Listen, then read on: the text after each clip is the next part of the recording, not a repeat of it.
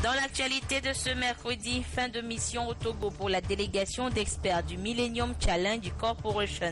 Une première visite qui a permis à l'équipe du MCC d'apprécier les réformes engagées par notre pays en un laps de temps. Une véritable prouesse, ont noté les experts.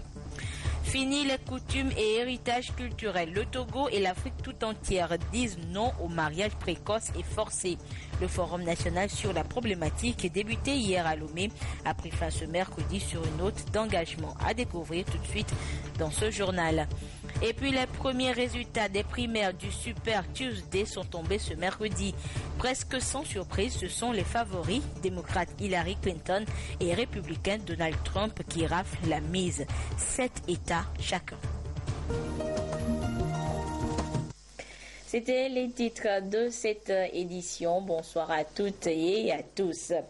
Je vous le disais en titre, fin de mission donc au Togo pour la délégation d'experts du Millennium Challenge Corporation MCC.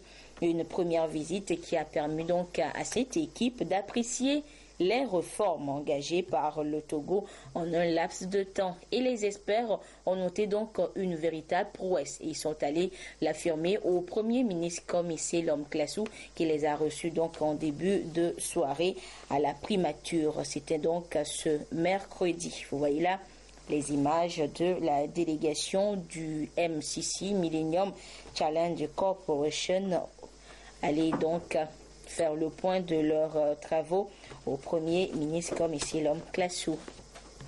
Et avant de faire donc le compte rendu de la mission au chef du gouvernement, M. Thomas Kelly, chez le groupe d'experts du Millennium Challenge Corporation, était face aux journalistes un peu plus tôt dans l'après-midi. Nous reviendrons tout à l'heure plus en détail sur ce point de presse de la délégation du MCC dans le courant de cette édition.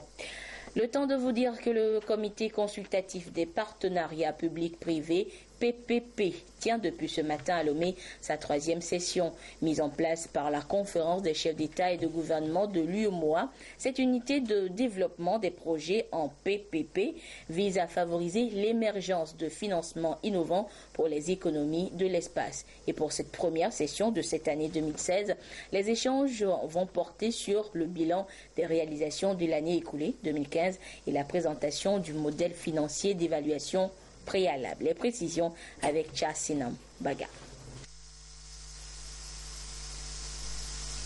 Né de la volonté des chefs d'État et de gouvernement de l'UEMOA, l'unité régionale de développement des projets en partenariat public-privé a pour mission de doter l'espace communautaire de moyens techniques, juridiques et financiers pour favoriser l'émergence de financements innovants en vue de faire face aux défis économiques de la sous-région. Après une année d'activité, les membres du comité consultatif qui coordonne cette unité sont en réunion bilan à Lomé. Nous avons quasiment terminé l'opérationnalisation de l'unité régionale de développement des projets en partenariat public-privé. Et donc nous entamons 2016 avec comment on va dire ça, de manière plus concrète en mettant en œuvre des projets. Et donc sur le premier semestre, nous devrions commencer normalement à travailler effectivement sur les projets. Donc 2015 a été l'occasion d'affiner le staff, de renforcer les capacités, de travailler sur les outils que nous allons mettre à disposition de l'Union. Les travaux vont également aborder la présentation de l'état d'avancement du processus de mise en place d'un dispositif de promotion du partenariat public-privé, le volet Public-Private Infrastructure Advisory Facility de l'initiative France Banque Mondiale et le modèle financier d'évaluation préalable. Il s'agit d'un outil qui va servir aux États et aux unités PPP à décider si un projet doit être mis en œuvre par PPP ou pas. C'est un élément qui leur permet de prendre cette première décision-là. Ça leur permet de savoir si le projet a effectivement des impacts tels sur la société qu'il doit effectivement être mis en œuvre. Ça leur permet de savoir si la meilleure façon de mettre ces projets en œuvre est de le faire par maîtrise d'ouvrage public comme on le fait habituellement, ou bien via l'un des modes PPP. Engagé dans des programmes ambitieux de modernisation des infrastructures socio-économiques et de réformes tous azimuts pour le bien-être des populations, Les pays de l'UEMOA ont besoin d'énormes ressources. Le partenariat public-privé se présente donc comme une solution adaptée. Les partenariats public-privés font partie de la réponse globale que notre sous-région élabore actuellement afin de combler durablement le récurrent problème du gap des infrastructures. En tant que membre du comité consultatif, vous avez la lourde tâche d'élaborer une vision commune de cet outil qui ne pourra être performant qu'avec l'implication pleine et entière de tous ces acteurs. Un forum d'échange avec les acteurs du secteur privé sera organisé pour l'opérationnalisation du partenariat public-privé dans l'espace UEMOA. Depuis hier mardi, le Togo est en guerre contre un phénomène qui prend de plus en plus d'ampleur, aussi bien dans notre pays que dans le reste du monde. Le mariage précoce et forcé. Une situation si alarmante qu'elle a poussé l'Union africaine à lancer en mai 2015 une campagne de lutte à l'échelle continentale. Que retenir alors des 2 jours du forum de Lomé? Viviane Nsouvi et Ramdan Bassina nous répondent. La 3e enquête sur la démographie et la santé menée en janvier 2015 révèle qu'au Togo, 9% des femmes de 25 à 49 ans ont été mariées avant l'âge de 15 ans. Et sur 1081 cas d'enfants victimes de mariage précoce recensés, 10,6 étaient des garçons et près de 90% des filles. Vu l'ampleur du phénomène, la mobilisation collective des communautés dans leur diversité culturelle et religieuse était de mise pour repenser les stratégies afin d'éradiquer le phénomène. Ainsi, le Forum national sur le mariage des enfants au Togo a permis de prendre des engagements additionnels. Désormais, il sera exigé la présentation de l'acte de naissance des futurs conjoints avant la célébration de tout mariage et le consentement des 2 futurs conjoints. Les chefs traditionnels et religieux s'engagent à décourager les mariages arrangés et à promouvoir la scolarisation des enfants. La publication des bancs avant la célébration du mariage et la sensibilisation à grande échelle sont quelques-uns des engagements additionnels pris à l'issue du forum.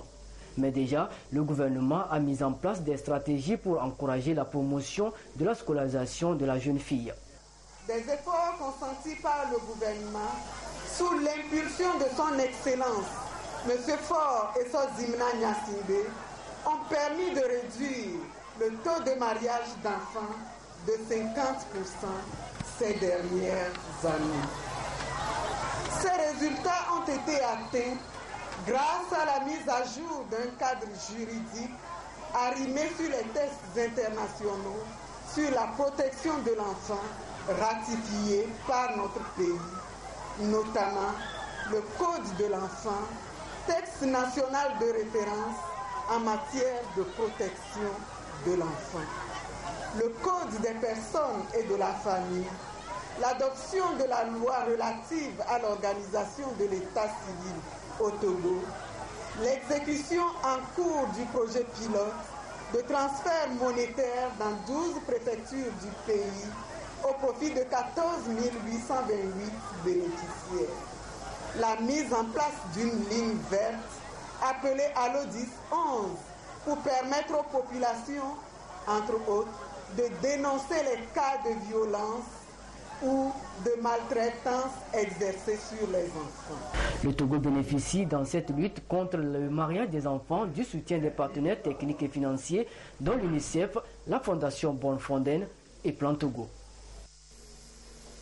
Et justement, Plan Togo a initié également un autre projet, celui de la promotion de la scolarisation de la jeune fille. Et depuis quelques mois, le projet est mis en exécution dans la région des Plateaux. Le compte rendu avec Yves Agbevivi. Elle est une nécessité pour les enfants des 2 sexes. Nous parlons de l'école et pour y arriver, le projet promotion de la scolarisation de la fille au Togo, BID Éducation 3, a été mis en œuvre dans les 5 régions du pays. Le plan sectoriel de l'éducation élaboré par le Togo tient bien compte de l'éducation de la fille et se rend compte des acteurs de l'éducation et des partenaires de mise en œuvre dont Plan International Togo s'inscrit dans le contexte du dit projet. Pour nous, l'activité étant à sa fin, il était nécessaire que nous puissions faire le point de tout ce qui a été réalisé et planifier l'après-projet. Comment chaque acteur pourra poursuivre les activités après la fin du financement. Donc c'est ce qui nous réunit. Nous allons faire le point ensemble des activités déjà réalisées, le chemin parcouru et formuler des recommandations, sortir avec un plan d'action formel à chaque niveau, au niveau communautaire, au niveau des chefs d'établissement, au niveau des inspecteurs, au niveau des conseillers pédagogiques et au niveau de la DRE et des ONG locales qui ont accompagné tout le processus de mobilisation communautaire afin que l'éducation de la jeune fille soit vraiment une réalité dans nos communautés.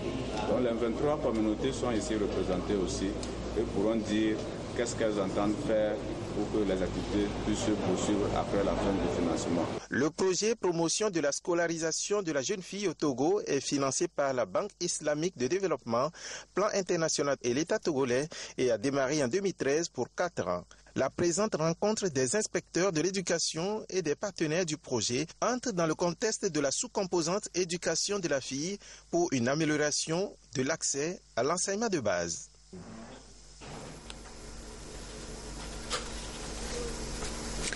En ce début d'année, l'heure des revues annuelles est sonnée dans presque tous les districts sanitaires. Et du côté de Kalimé, ce sont les responsables en charge de la lutte contre les maladies non transmissibles qui étaient réunis pour une revue annuelle. Occasion pour eux de faire le bilan de l'année écoulée et lancer les perspectives pour cette année. Le compte rendu avec Yves Bébivi depuis Kalimé.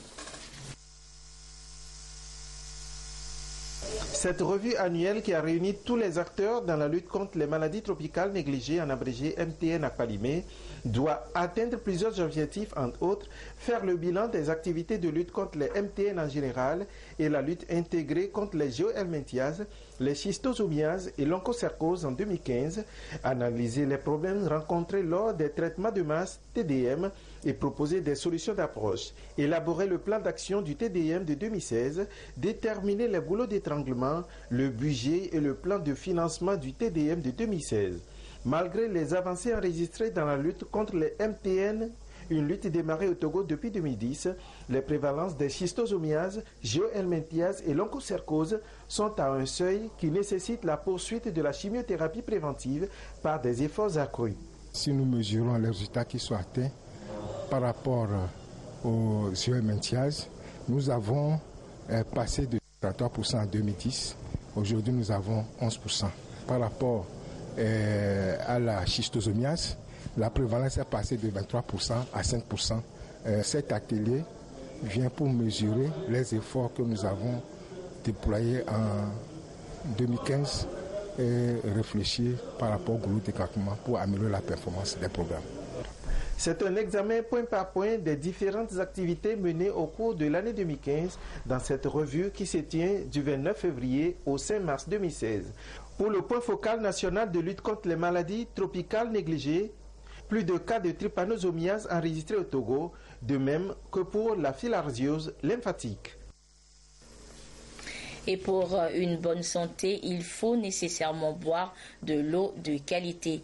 Et c'est justement à la recherche de cette qualité de l'eau que l'ONG Fondement pour les organisations intercommunautaires du Togo, FOI Togo, a rencontré la semaine dernière des populations de certaines localités et des sociétés de production d'eau à Lomé. Le point avec Gérard Lagoudou et Kwasiglé.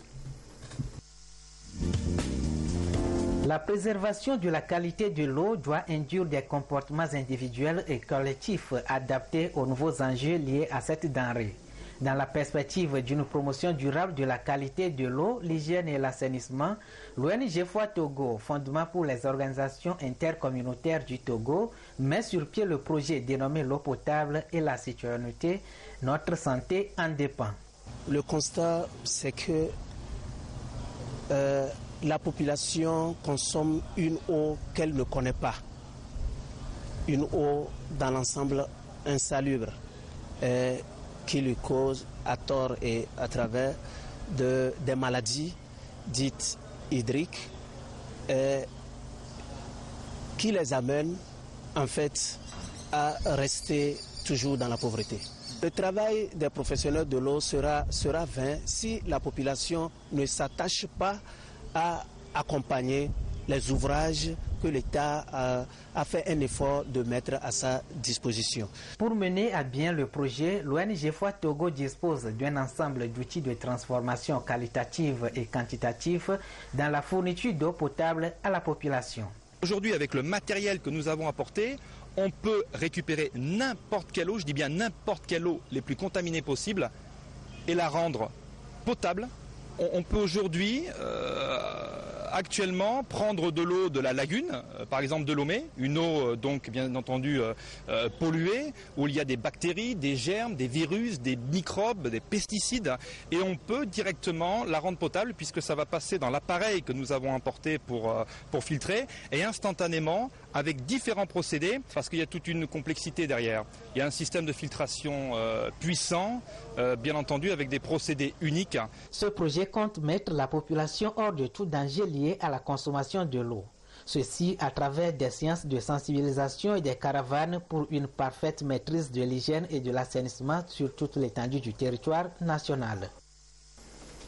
Le président de l'Assemblée nationale informe les honorables députés que les 3e et 4e séances plénières de la première session extraordinaire de l'année auront lieu respectivement les jeudis 3 et vendredi 4 mars 2016 à 9h au Palais des Congrès, siège de l'Assemblée nationale. Hors du Togo, la Cour constitutionnelle centrafricaine a confirmé hier mardi les résultats du deuxième tour de l'élection présidentielle du 14 février dernier. Des résultats proclamant officiellement Faustin Archange Touadéra, président de la République de Centrafrique. Ce président hérite d'un pays qui sort de 3 ans de crise et de grands chantiers sécuritaires et économiques l'attendent. Décryptage avec Lucassi. C'est désormais officiel. Faustin Archange Touadéra est le nouveau président élu de la Centrafrique. Il a été confirmé vainqueur du deuxième tour de l'élection présidentielle en Centrafrique par la Cour constitutionnelle. Le nouveau président a été élu avec son 2,9% de voix contre 37,31% pour son challenger Anissé Georges Deleguélé, a déclaré le président de la Cour constitutionnelle, Zakari Ndouba, rendant ainsi définitifs les résultats provisoires donnés par l'autorité nationale des élections. Dernier chef du gouvernement de l'ex-président François Bozizé, le président Touadéra hérite à 58 ans d'un pays en proie à des défis sécuritaires, économiques et sociaux. Pour son premier discours de chef d'État, Archange Touadéra a annoncé qu'il sera le président de la réconciliation et de la refondation nationale. Pour lui, il est temps que tous les Centrafricains s'unissent pour construire leur pays. Il peut désormais s'atteler à des chantiers d'envergure pour reconstruire ce pays meurtri par 3 ans de guerre civile. Il s'attaquera d'urgence à des dossiers portant sur la démobilisation des hommes armés, le retour des réfugiés sur leur terre natale, le redressement de l'économie et la lutte contre la corruption. Mais avant son investiture, qui devrait intervenir fin mars, Faustin Archange Touadéra est tributaire des résultats des législatives en cours. Faustin Archange Touadéra n'a pas de parti politique et devrait donc constituer des alliances en tenant compte des ralliements politiques. Hier était un super mardi pour Hillary Clinton et Donald Trump aux États-Unis qui sortent grands vainqueurs des nouvelles primaires. Pour certains observateurs, la messe est presque dite. La présidentielle de novembre prochain pourrait se jouer entre la candidate démocrate et celui des républicains. Regardez. Le Super Tuesday les a confortés. Même si les obstacles demeurent avant d'atteindre la majorité absolue des délégués nécessaires à l'investiture, il y a un avant et un après ce mardi crucial dans la course pour la désignation du candidat à la présidentielle. La grande gagnante de la soirée, c'est elle, la démocrate Hillary Clinton. Elle remporte 7 États, notamment ceux du Sud, grâce au soutien de la minorité noire, ainsi que l'archipel américain des Samoa.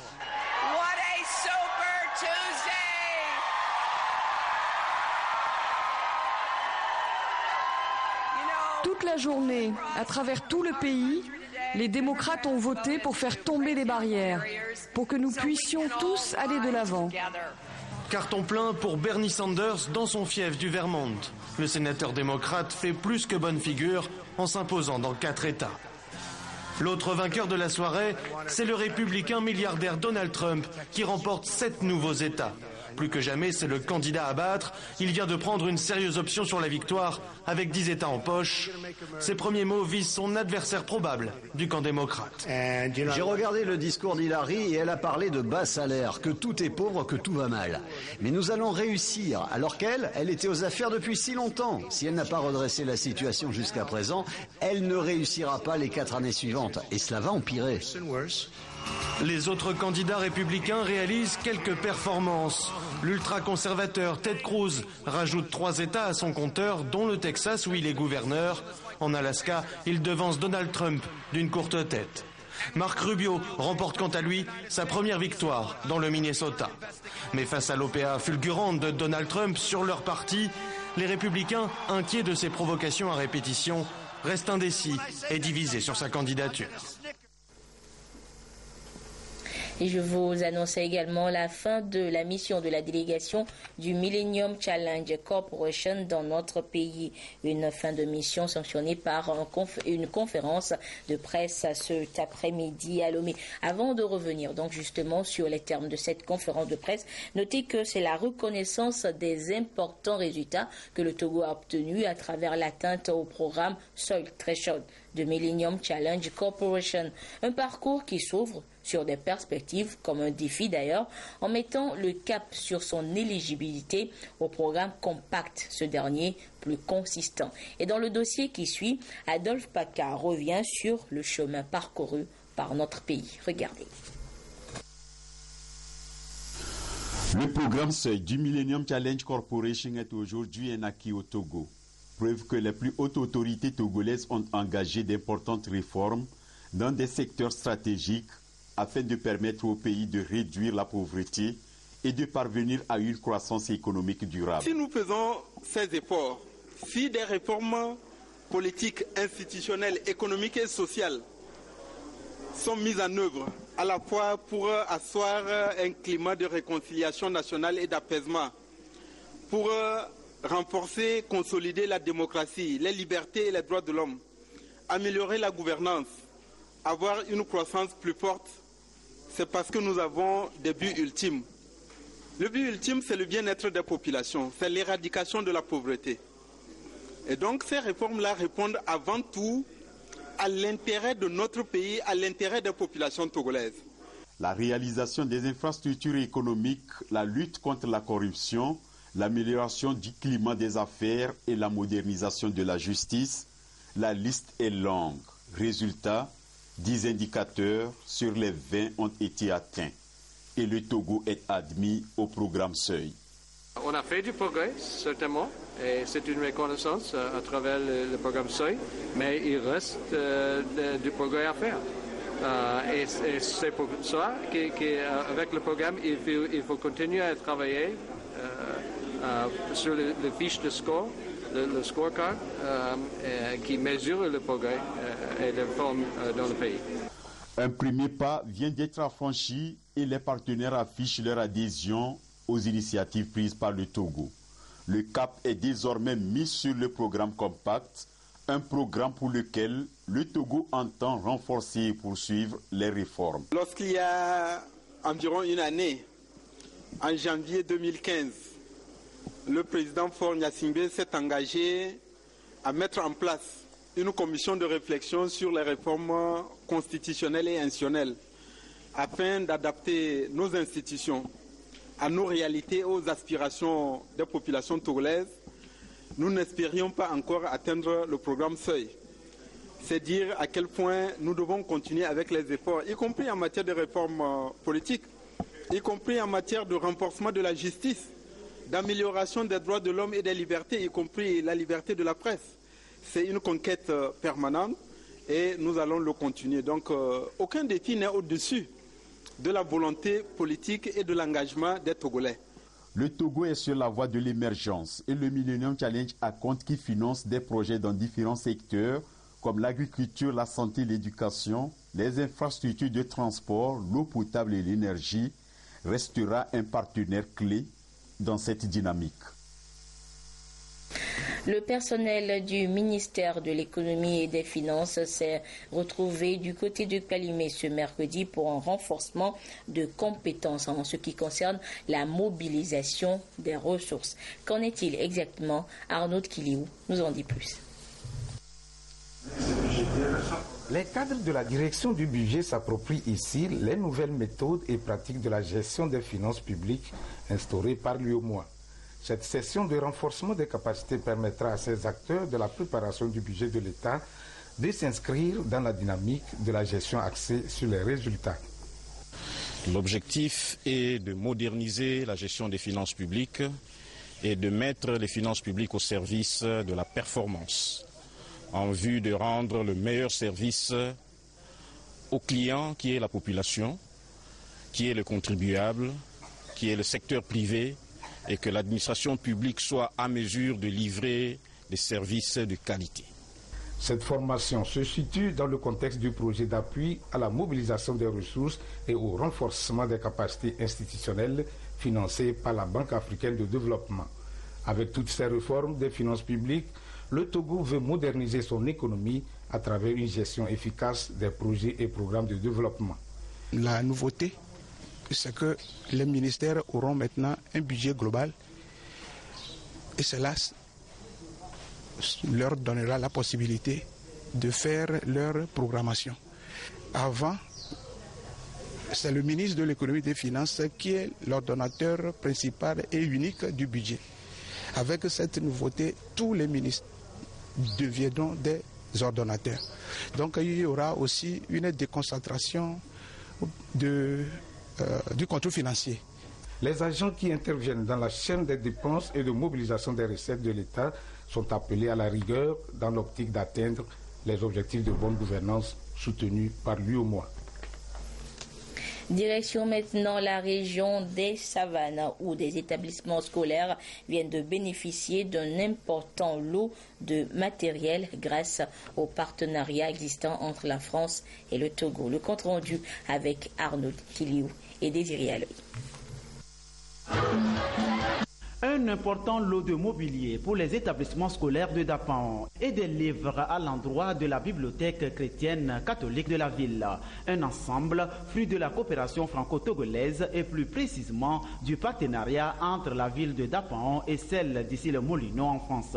Le matériel sera donc distribué aux écoles de la ville, une manière d'appuyer le plan de l'éducation de qualité initié par le gouvernement togolais. Un sentiment de reconnaissance pour la délégation d'ici les Moulineaux, pour ce mobilier que nous recevons. Vous voyez comme le mobilier est très beau et je crois que ce mobilier que nous recevons permettra d'abord aux bénéficiaires de s'en servir et surtout d'en faire bon usage. Et ça permettra aussi dans nos classes d'améliorer les apprentissages.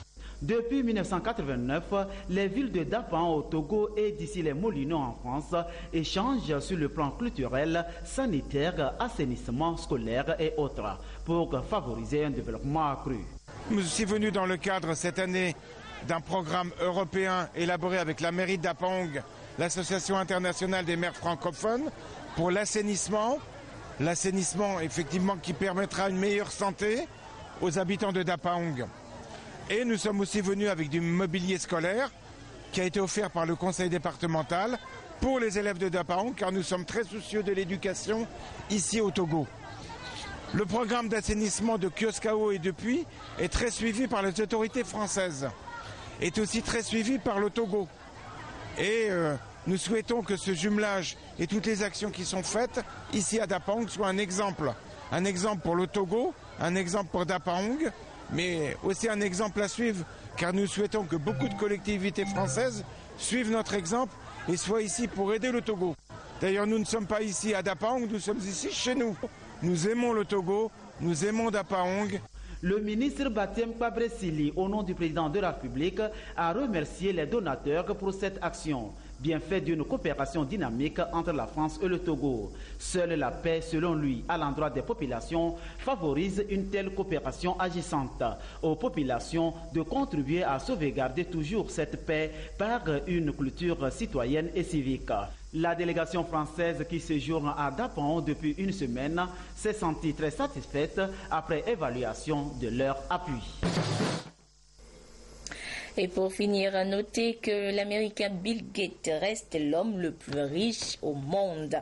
Le magazine Forbes a publié son classement annuel des richesses du monde et ils sont 1810. La Française Liliane Bettencourt est 11e. Le premier Africain est nigérian. Il est 50e. Il s'agit de Aliko Dangote et le candidat républicain Donald Trump est 324e. Et ces milliardaires cumulent au total 6 480 milliards de dollars à eux seuls. Et pourtant, les écarts entre les riches et les pauvres ne cessent de se creuser dans le monde. Voilà, c'est sur cette information que se ferme cette édition. Merci à vous qui l'avez suivi un peu partout grâce à la télévision togolaise. Retrouvez à 22h30 Edem Soussoupo pour la dernière édition du journal. Mais d'ici là, restez fidèles au programme de la mère des télévisions. Au revoir.